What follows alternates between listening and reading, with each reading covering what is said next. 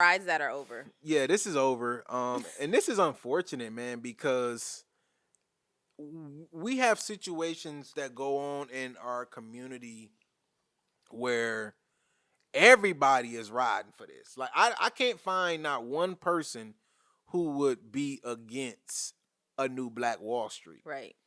We all know the story about Black Wall Street in Oklahoma, in Tulsa, Oklahoma, where a white mob burned down Uh, thousands of black yeah. shops and law firms, and then insurance companies discriminated against these companies. So they just basically burned down all of their property. So generations and generations of black wealth was basically gone overnight Yep. because of these riots. Yep. Now one Georgia man was trying to change that. So the Georgia new Black Wall Street market, it wasn't in Atlanta. It's in like where was it? It was Like a Lithonia. yes, it was in like Lithonia, and Yeah. it opened in 2021 as an idea, at the height of the pandemic, the George Floyd Black Lives Matter movement. So the community was ripe for something like this. Yeah. But after 5 years and a lack of local support, the Georgia New Black Wall Street market or mall, whatever you want to call it, is set to close. Now, have you ever been there before? I actually have been there. Okay. For me, I went because we had some guests in town. Okay. And they wanted to go to Black Wall Street. I had never been at that time, Okay. so it was like perfect. We can both go. We can all go. So it was a group of us, and we went. And I was underwhelmed, to be honest. So it was about 40 minutes out. Okay. And that was my first, like, oh my God, are we there yet? That was my first thing. Yeah. Just to put it in context, I live in the Decatur area. I'm about maybe 20 minutes from Lenox, and I hate going there. But Mm-hmm. like I'll go there. In Perimeter Mall, I'm about, again, another 20-25 minutes and I don't like, so 40 minutes out the way. 40 minutes in Atlanta with no traffic is crazy It's because crazy. with traffic, that's an hour and some change easy. Yeah. So for me, it was the commute there, what I didn't love. But again, open mind, let's just see what it has. And there was a comment. So we put this on the Black Millionaires page, and there was a comment, and I hate to have to agree with it, but the comment said that it was a glorified flea market. Yes. I mean, And it I was a was lot like, of ooh. oils. It was a lot of, shea butter. It was a lot of beets. It was a lot of dashiki type of Yes. vibe. And let's be honest, black people, African Americans, whatever culture you want to call it, we just don't. That's not sustainable to keep us coming back. It's not, especially in the location. Now, if you wanted to actually do a flea market that was like every Sunday or something like that, that would be Yes. real cute. Yeah. But and then it might be a little bit more affordable Mm-hmm. in a Midtown, a Decatur, where else? Even some parts of Cobb. You know what I was Cobb thinking? tries to be a little Have you ever been uppity. to the underground market downtown? Yeah. Yeah, no, it is no, it is hood over Yeah, there. I was gonna say, it's a It's little. ghetto over there, but they could have did it. I mean, But if you're looking for something, if you yeah, looking for somewhere affordable where yeah, black people be at, everybody know about it in Atlanta. yeah. It's downtown. I wouldn't have been mad at I that. wouldn't have been mad at that It's either. better than a 40-minute commute. Yeah, as long as they close at 3 o'clock, yeah, I'm fine with that. I mean, security, as Yeah. long as you got Mhm. security and you're not a run I and, mean, and even duck. Linux now, you out of there by 4 for Yeah, sure. yeah. And so my experience there, I liked it. They had food, but Yeah, I did have some food there. I I had did some have one of good those food there. restaurants. Yeah, I'm not gonna just, I'm gonna give you the good with the they bad. had some decent They restaurants. had some really decent restaurants there. I really liked the vibe there. It was huge. It was like Yes, it it was was a lot almost of like bigger space. than I don't know, than the stores itself. Yeah, the amount of space they had available, or the amount of space they could have had like a mini convention in Yes, there, they could like. have. They could have. It was And huge. But that was, that was my take on. So I was sad to see it go. yes, I was not surprised. I What's your wasn't take? I wasn't surprised to see it go either. For one, we reached out to the guy who was over it. And apparently I had the wrong guy, so they gave me the PR contact, and we were just trying to show love and post it up. And we couldn't really get a response. We couldn't get in contact with nobody. I actually just drove up there. Mm. Me and my team at the time, we literally drove up there because we wanted to To experience it. like, We was yeah. reporting on it. We went and took a couple pictures or whatever. Like I said, bought some food. And I actually ran into a few fans out there. So a few people knew me from the brand, and they was like, "Oh man, you got to come back." So I went twice. Okay. So the first time I went, and then the second time I got invited, Okay. and I got kind of like a tour. They was walking around, and I met some of the entrepreneurs and all of that. But the problem I had with it is, like you kind of said, like this is not what y'all are not serving the quote unquote black, especially Metro Atlanta community. Yeah. Like, I didn't see no black hair care companies that Hmm. really that black women really shop with. Yeah. I didn't see no That's brands true. out there that black men, you see young black kids walking around with these, like with this on. Yeah. And then to be honest, black people, we don't shop that way. When Hmm. you sitting there and you saying, man, I need some shoes or I need an outfit, you might think I want to shop black owned, but Yeah. you're not thinking, let me get up and go to this black market. And then even if you do get up there, they don't even have the products and services to That you serve you. would. It should have been a barbershop in there. Hmm. It should have been, you see what I'm saying? Yeah. It should have been a tax service in there. It should have been a law firm in there. It should have been services that we all Yeah. need, want, and need based businesses. It was a lot of businesses that But can you I be didn't, honest? There wasn't even like things that I would buy there. If that like a shirt like this. yeah, Where was that? Where that's what was I'm jeans? saying. Where was my sweatsuits? Like I don't have to go to H&M.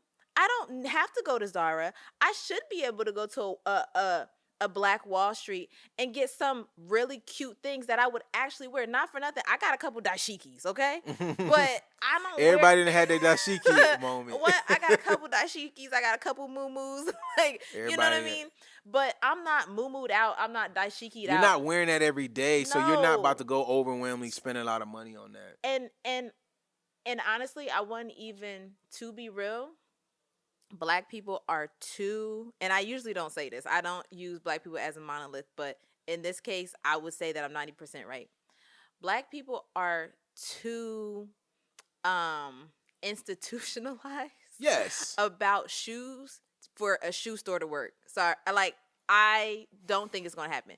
Like black folks like they Nikes with like we are very European as far as the footwear. It's not gonna change Yeah. no time soon. Well, It the but store can be shirts, black owned, but all the stuff you sell in there, you're gonna have to yeah, have the traditional yeah, Nikes, yeah. Adidas. But You're gonna have to be able to, what yeah. I'm saying is that even if my shirt was sold by a black owned retail store, but they had all black owned owners, but Yeah. they had nice decent shirts, I have no problem buying. Like I Exactly. don't need to go to Zara. I don't need Exactly. the H&M. Like I don't need like the Forever 20. I don't need that. I can get a nice decent shirt From a black from a boutique. black boutique that's 100% cotton because I try to stay from the poly and the esters, so you know what I mean.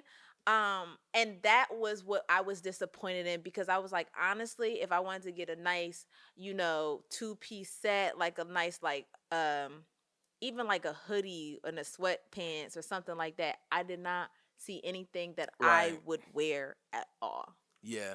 And I think that's the issue too, because when we think about these black owned directories or black owned markets or black owned this, there's a book. I forgot the name of the book, but it essentially the author talks about. I'm gonna get the name of the book and probably put it in the comments for you Okay. guys. But essentially, they talked about how corporate America hijacked black owned. And black owned and black power used to mean civil rights. It used to Hmm. mean fighting injustice. It was political, and they turned it into a marketing scheme. Mhm. So black owned, black power, all of that became marketing instead of actually having some type of meat behind Behind it. it, yeah. Which now in 2026, or at least in 2021, it's still kind of the same. Like the whole black, we support black, black owned It's this, like more of buy a black. mantra. Yes, it's more wordplay and more marketing than it is action. Mhm. So when black people get paid, they're looking to buy products and services that they use and they want on a daily basis. This is why I'm not mad at a black person going to get a Popeyes franchise. Because people be saying, oh man, you Yeah. poisoning your own Yeah. community. Bruh, Y'all like Popeyes. you're buying it anyway. Yeah. You're going to spending your money at the gas station anyway. Why can't a black man or a Mhm. black woman own a liquor store? Mm. And that's the issue is if we do go own a liquor store, if People we got a problem. people got a problem if we own a liquor store, but they still go up there and spend the money. But you gonna go buy liquor, so you might as well So you're buy it gonna from buy it me. from the Chaldeans, but you can't buy it from black people. Because if black people sell it to you, and that be the issue, that's why a lot of black owned businesses Yeah. can't survive, is because you have that emotional connection to your community. So you feel like I don't want to just open a shoe store. Yeah. What is that doing for the community? I'm gonna open a nonprofit or whatever. And it's like, well, now your nonprofit is not Yeah. succeeding Profitable. because black people are waking up, going and buying Nikes and Jordans and Yeah. Popeyes, Yeah. and you don't want to open a Popeyes restaurant or you don't want to sell them Nikes or Jordans. Mhm. You trying to stuff a book down their throat that they're not. Yeah. Most people just not buying. But see, here's the thing. But people are not thinking creatively because if you have the Popeyes, if you have the Chick-fil-A's and you have da da da, there's nothing there's nothing to say that like every once a month on a Friday you can't have a pop-up A somebody book come in, drive, you can't do yeah, something. somebody come Yes. in the community or whatever. And even if it's like under the table, it'll just be And once. you're hiring black people Yeah, too. and you're hiring black people. So I think it's also like being creative. Shout out to him for trying to do something, Yeah. because a lot of people, to your point about it being a mantra and just being something that people say, this Yeah. person was actually trying to make a difference. I just think that it might have been, for me, it was just the wrong location. I have nothing. I am the type of person who rather shop black. Like I'm the type of person who rather say I'm so glad to not be, held to these white institutions, almost held hostage to these Yeah. white institutions. So like shout out to him for trying. To your point about we need black pharmacists and black Yeah, that's why I hate the whole rhetoric yeah. about, black people don't need to go to college and do all that. I'm just be like, bro, How you so gonna be a pharmacist? how you gonna have a black pharmacist? All Mhm. y'all on medication. We all want to go Yeah. fulfill our stuff. We should have um a pharmacist or a pharmacy that we can go Yeah. to locally Yeah. and spend our money with Yeah. y'all and fulfill our stuff. We can't. We got to go up to CVS and Walgreens Yeah. because y'all don't want to go to college. Oh, you get into a car accident, you want to sue the person, now you need a black lawyer. Oh, y'all said don't Yeah. go to college. Yeah. So now we don't have no black lawyers. Yeah. Oh, my neck hurt. I need a black doctor. I'm pregnant. I need a black you know what I'm saying? I need a black OBGYN. Mhm. OBGYN. We got a baby. We need pediatric. Oh, nobody went to college. So we don't have any of that. So, Everybody's a rapper. but these are the things that are serving our community. Everybody having babies, everybody doing all this, Yeah. but we don't have any black-owned daycares. So Yeah. it's like look at your community and look at the things that the community actually needs. Thank you guys for watching. In order to continue to support independent journalism, I need you to subscribe down to the page below. And if you want the full podcast and more exclusive content, I need you to subscribe to the Patreon. Link is in the description.